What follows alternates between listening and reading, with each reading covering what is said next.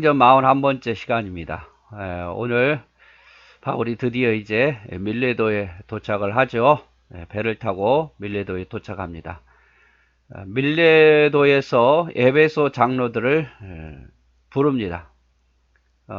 에베소는 한국에서 좀 먼 거리 있기 때문에 바울이 오순절 전이라도 예루살렘에 도착하고자 그곳에 방문하지 않고 그곳에 있는 대표자들 장로들을 부르죠. 밀레도로. 배가 잠깐 하루 이틀 정박하는 그 시간에 이들에게 권면하고 바로 떠나려고 하는 이유였습니다. 자, 바울이 밀레도에서, 여러분 밀레도 잘 기억하십시오. 밀레도, 밀레도, 밀레도, 에베소에 가지 않습니다. 바울이 밀레도에서 사람을 에베소로 보내어 교회 장로들을 청하니, 바울은 에베소에서 가장 많이 머물렀잖아요. 두란노서원도 만들고 2년 넘게 복음을 전했어요. 그래서 에베소로 가지 않고 에베소 장로들을 밀레도로 청합니다. 오매 저희에게 말하되 아시아에서 들어온 첫날부터 지금까지 내가 항상 너희 가운데서 어떻게 행한 것을 너희도 아는 바니, 자, 내가 너희에게 어떻게 행하느냐 너희가 잘 알지 않느냐. 그 행한 내용은 곧 모든 일을 겸손함으로, 그리고 눈물로, 또 그리고 유대인들의 여러 가지 핍박과 관계로 인하여 당한 시험을 참고 주를 섬기는 것과, 유익한 것은 무엇이든지 공중 앞에서나 각 집에서나 꺼리낌 없이 너에게 전하여 가르치고, 유대인과 헬라인에게 하나님에 대한 회개와 우리 주 예수 그리스도에 대한 믿음을 증거한 것이다. 그래서 바울이 과거 에베소에서 어떻게 사역했는가를 너희가 기억하라 그 말이에요.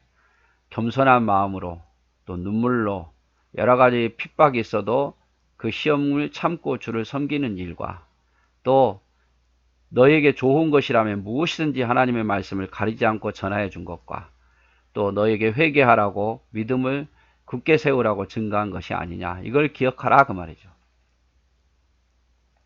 그래서 유대인의 관계로 인해 시험 속에서도 모든 겸손과 눈물로 주를 섬겼다. 나는 데살로니가에서도의 어떤 핍박, 베레아에서도의 핍박, 고린도에서도 핍박, 그러나 이런 것들을 무력으로 상대하지 않고 오히려 겸손과 눈물로 이겨냈다 그 말이죠.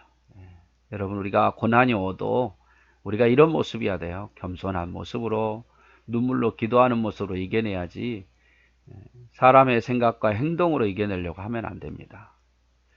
유익한 것이라면 하나도 빼놓지 않고 너희 앞에서 가르쳤다. 너에게 도움이 된 것이라면 정말 열정을 다해서 하나라도 더 가르치려고 노력했다 그 말이죠. 가르치는 자는 항상 하나님의 뜻을 증거해야 된다. 이것이 또 저에게 하는 말씀이기도 하고요. 우리 성도들에게 좋은 것이라면, 여러분에게 좋은 것이라면 어떻게든지 하나라도 더 가르치려고. 제가 이렇게 하는 것도 여러분 제가 실력이 있어서 하는 건 아니에요. 누구나 다 이해할 수 있는 내용일 수도 있고요. 그러나 내가 할 수 있는 것이라면 최선을 다해서 하나라도 더 가르쳐 드려야 되겠다 싶어서 이렇게 조금이라도 성경을 읽는 데 도움이 되고 이해하는 데 도움이 되려고 이런 지금 대작업을 하고 있는 거잖아요. 바울의 복음에 대한 핵심은 하나님에 대한 회개와 주 예수 그리스도에 대한 믿음이었다. 그래서 항상 회개하라고 그들에게 가르쳤고, 믿으라고 그들에게 가르쳤고, 그래서 말씀의 핵심은 결국은 뭡니까? 회개하고 믿음이죠. 회개하라, 그리고 믿으라. 보라, 이제 나는 심령의 매임을 받아서 예루살렘으로 가는데 저기서 무슨 일이 만날지 나는 알지 못하노라. 오직 성령이 각 성에 내게 증가하여 결박과 환란이 나를 기다린다 하시나, 나의 달려갈 길과 주 예수께 받은 사명 곧 하나님의 은혜의 복음 증거하는 일을 마치려 하면은 나의 생명을 조금도 귀한 것으로 여기지 아니하노라. 아주 유명한 말씀이죠. 내가 예루살렘으로 가면 무슨 일이 일어날지 나도 모르겠다. 그리고 성령께서 말씀하시는데 내가 거기서 많은 고난을, 환난을 당하게 될 것이고 사람들에게 붙잡힐 거다고 말씀하시지만, 나는 두려워하지 않고 예수님께 받은 사명, 또 복음 증거하는 일에 있어서는 내가 거기 가서 죽는다 할지라도, 붙잡힌다 할지라도 나는 가겠다, 이런 마음이죠. 바울의 첫째 과제는 예루살렘에 가는 일이라고 말합니다. 나는 예루살렘으로 가야 된다. 갈라디아, 마게도니아, 아가야, 아시아 지역의 모든 연보를 전달해야 되기 때문에. 왜 바울이 꼭 이렇게 예루살렘 가야 되느냐? 여기에서 걷어들인 이 연보를 예루살렘에 줘야 되잖아요. 지금 예루살렘 어려움 당하니까 줘야 되는 게 자신의 사명이에요. 그래서 이것은 이방인에 대한 하나님의 역사를 드러내고 이방인과 유대인의 하나의 교회임을 말하는 것이다. 여러분, 이방인 교회가 예루살렘 교회를 돕는다? 이거 놀라운 일이잖아요. 그래서 바울은 이 일을 마치려고 거기서 내가 죽는다 할지라도 가겠다고 말하는 거예요. 바울은 성령을 통해서 예루살렘에서 결박과 환란이 기다리고 있다고 말한다. 실제로 유대인들에 의해서 결박당하고 죽일 뻔한 위기도 있었습니다. 결국 로마로 압송되죠. 그러나 아브라함처럼 장래일을 모르지만 성령에 순종하고 나는 나아간다라고 표현하죠. 유명한 말입니다. 바울은 주께 받은 바 사명을 위해 목숨도 아끼지 않겠다고 말합니다. 고린도전서 4장 13절에도, 고린도후서 12장 9절에도, 골로새서 1장 24절에도, 빌립보서 1장 12절 30절에도 똑같이 말하고 있어요. 그래서 우리도 이런 마음을 좀 가져야 돼요. 사명을 위해서 내 목숨까지도 하나님께 드리겠다.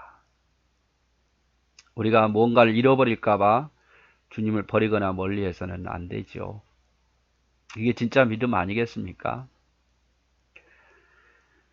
보라, 내가 너희 중에 왕래하며 하나님 나라를 전파하였으나 지금은 너희가 다 내 얼굴을 다시 보지 못할 줄 아나.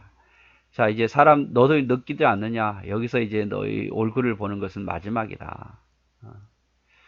바울도 각오하는 거예요. 나는 아마 다시는 이 예배소에 돌아오지 못할 것 같다, 이 말이죠. 예루살렘으로 가서 또 로마도 가야 되고 또 다른 곳에 스페인 지역까지 복음을 전해야 되니까 내 나이가 이제 늙어서 다시 얼굴을 못 볼 수도 있다, 그 말이에요. 그러므로 오늘 너희에게 증거하노니 모든 사람의 피에 대하여 내가 깨끗하니 이는 내가 꺼리지 않고 하나님의 뜻을 다 너희에게 전하였습니다. 봐라, 나는 깨끗한 사람이다. 너희에게 최선을 다해서 하나님 복음을 전했다. 이렇게 자신 있게 말하죠. 너희는 자기를 위하여 또는 온 양떼를 위하여 삼가라. 성령이 저들 가운데 너희로 감독자를 삼고 하나님이 자기 피로 사신 교회를 치게 하셨느니라. 그러므로 이제 장로들에게, 교회 지도자들에게 부탁하죠. 양을 위해서라면 모든 걸 삼가라. 양을 위해서 희생할 줄 알아라. 그리고 성령이 너희를 감독자로 세우셨으니까 교회를 잘 다스리라 라고 말하죠. 내가 떠난 후에 흉악한 이리가 너에게 들어와서 그 양떼를 아끼지 아니하며 또한 너희 중에서도 제자들을 끌어 자기를 쫓게 하려고 어그러진 말을 하는 사람들이 일어날 줄을 내가 아노니. 자, 앞으로 너에게 많은 이리들, 사탄들, 또 거짓 선지자들이 들어올 거다. 그래서 많이 핍박하고 너희 양들을 속이는 자들이 많이 나타날 거다. 그러므로 너희가 정신 차리라, 이 말이죠. 그러므로 너희가 일깨어 내가 3년이나 밤낮 쉬지 않고 눈물로 각 사람 훈계하던 것을 기억하라. 내가 밤낮 쉬지 않고 3년 동안 에베소에서 쉬지 않고 눈물로 그렇게 권면하고 또 권면하던 것을 기억하고 너희도 그렇게 하라, 그 말이죠. 양떼를 위해서 전심전력을 다하라고 말합니다. 삼가라는 것은 프로세코라서 전심전력을 다하라. 양을 위해서라면 성령이 너희를 감독자로 세웠고 교회를 치게 하였으니 성령이 세웠으니까 사람을 두려워하지 말라, 그 말이죠. 흉악한 이들이 외부에서 와서 핍박을 하게 될 것이고 교회 내부에서도 어그러진 말로 자기를 쫓게 하는 자들이 나타날 것이다. 자칭 사도라 하는 자들, 니골라당의 후배들이 나타나게 될 거다, 그 말이죠. 그러나 내가 너에게 했던 것처럼 3년이나 밤낮 쉬지 않고 눈물로 각 사람의 훈계하던 것을 기억하고 너희도 이와 같이 하라, 그 말이죠.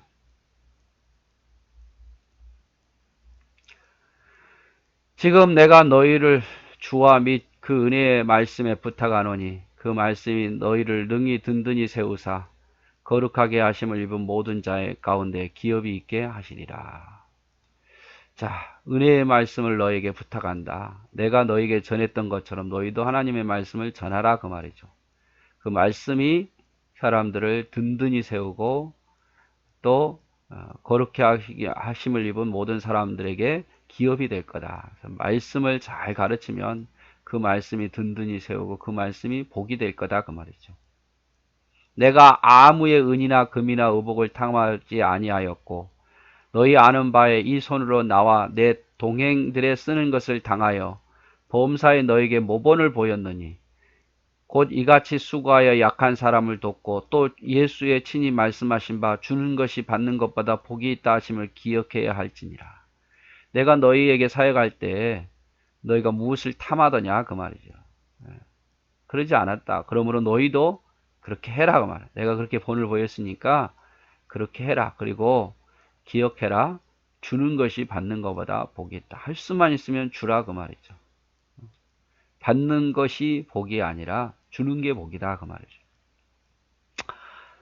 이 말을 한 후 무릎을 꿇고 저희 모든 사람과 기도하니 다 크게 울며 바울의 목을 안고 입을 맞추고 다시 그 얼굴을 보지 못하리라 한 말을 인하여 더욱 근심하고 배에까지 그를 전송하니라. 자, 바울을 다시 못 본다는 이유 때문에 헤어지면 항상 마음이 아프죠. 목을 끌어안고 전송합니다. 그런 것 같아요. 항상 올 때, 만날 때는 기쁜데 헤어질 때는 마음이 아픈 것 같아요. 그래서 어쩔 수 없이 헤어진다면 하나님의 뜻에 따라 서로 기도하면서 헤어질 수 있는, 기도해 주면서 헤어질 수 있는 그런 사람이 돼야 되잖아요. 상처 주고 헤어지는 게 아니라. 은이나 금이나 의복과 같은 물질적인 보답을 바라는 마음을 가지지 말라. 스스로의 노력으로 기업을 가져 그것을 돕고 쓰라고 말합니다. 바울 역시 철망치는 기술을 통해서 소득을 가지고 선교했고 그러면서 주는 것이 받는 것보다 복되다. 목회자가 돼 보니까요. 제일 안타까운 게 아쉬운 게 뭐냐면 안타깝게도 아쉬운 게 주는 것이 들어오는 것이 없으니까 주는 것을 참 많이 할 수 없다는 게 안타까워요. 근데 물질은 줄 수 없지만 기도는 또 말씀은 줄 수 있잖아요. 제가 제일 부자는 말씀을 가지고 있다는 거. 그리고 기도할 수 있는 시간이 많다는 거. 그래서 성도들에게 물질은 제가 돈 버는 사람이 아니니까 줄 수 없지만 기도 또 말씀을 줄 수 있다는 게 그걸로 저는 열심히 여러분에게 줘야겠죠. 그래서 주는 것이 받는 것보다 복되다. 여러분 기도하십시오. 주는 사람이 되게 해달라고. 전적으로 사역하는 목회자들은 물질에 매이려 해서는 안 되고 성도는 전적으로 사역에 전무할 수 있도록 도와야 된다. 고별 설교 후에 다시 만나지 못한다는 생각에 서로 무릎 꿇고 유대인의 인사법으로 목을 안고 입을 맞추는 인사를 한다. 바울은 이후 전송받은 후에 예루살렘으로 떠나게 됩니다. 그래서 이제 바울이 3차 전도여행을 마치는 거죠. 그래서 에베소에 가지 않고 어디서? 밀레도에서 꼭 기억했으면 좋겠습니다. 네, 감사합니다.